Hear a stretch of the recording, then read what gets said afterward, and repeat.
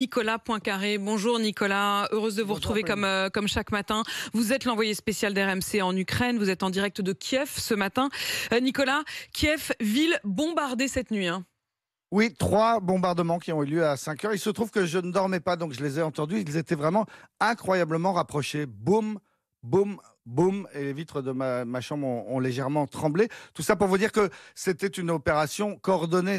C'est pas 3 tirs séparés. C'est vraiment quelqu'un au sein de l'armée russe qui a décidé de lancer donc ces 3 missiles ou 3 obus qui sont tombés plus sur les banlieues de Kiev, mais bien dans le centre. Un sur un immeuble de 9 étages qui est dans le quartier universitaire. Un autre projectile sur une maison de 2 étages dans un quartier tout à fait résidentiel au sud-est. Et un troisième sur 2 immeubles résidentiels qui ont pris feu et où là, on compte des victimes. C'est pas, j'allais dire la banlieue. Non, c'est pas dans la banlieue, c'est dans Kiev, c'est à l'ouest de Kiev.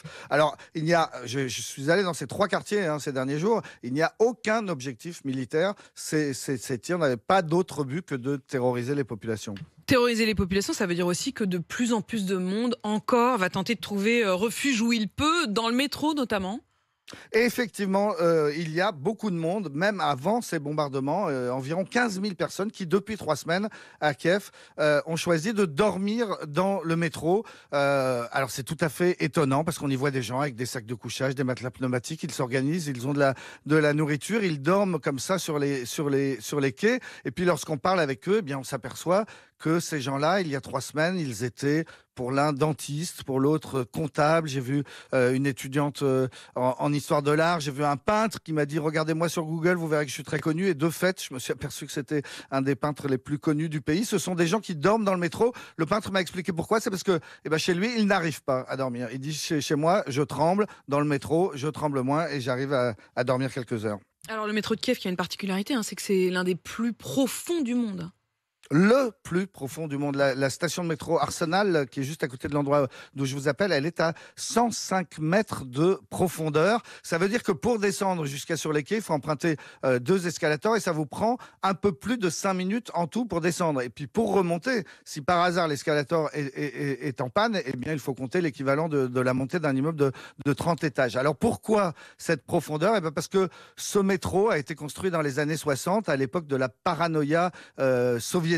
Il devait servir à la fois à transporter les populations, mais aussi d'abri atomique en cas d'une attaque nucléaire américaine. Et le paradoxe, c'est que 60 ans après sa construction, il ne sert pas à protéger de bombes américaines, mais de bombes russes. Alors dans chaque station, il y avait, et tous les habitants de Kiev le savaient, dans chaque station, il y avait une petite réserve qui était fermée, dans laquelle on trouvait des toilettes, de l'eau et de la nourriture. Et bien pour la première fois depuis 60 ans, ces réserves, ces bunkers, ces petits bunkers ont été ouverts pour servir effectivement d'abri contre les bombardements.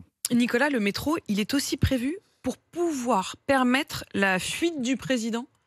Exactement, la station Navalny, celle qui est la plus proche du palais présidentiel, juste à côté de l'endroit où je suis, elle est fermée actuellement, mais les habitants savent bien qu'elle est différente des autres parce que ce sont des grandes stations de métro avec des très larges quais au centre, si vous voulez, puis les métros qui passent sur les 2 côtés, sauf celle-là. Celle-là, elle est complètement murée et les habitants de Kiev savent que ces murs sont spécialement prévus pour accueillir les autorités, les ministres, les parlementaires, et il y a effectivement des tunnels qui permettent de rejoindre directement, par exemple, le palais présidentiel à ses abris souterrains dans cette station, et puis en prenant le métro à aller ailleurs. Donc c'est une hypothèse, une hypothèse si vous voulez, mais si un jour le président Zelensky devait se trouver encerclé dans son palais, eh bien c'est effectivement par le métro qu'il prendrait la fuite.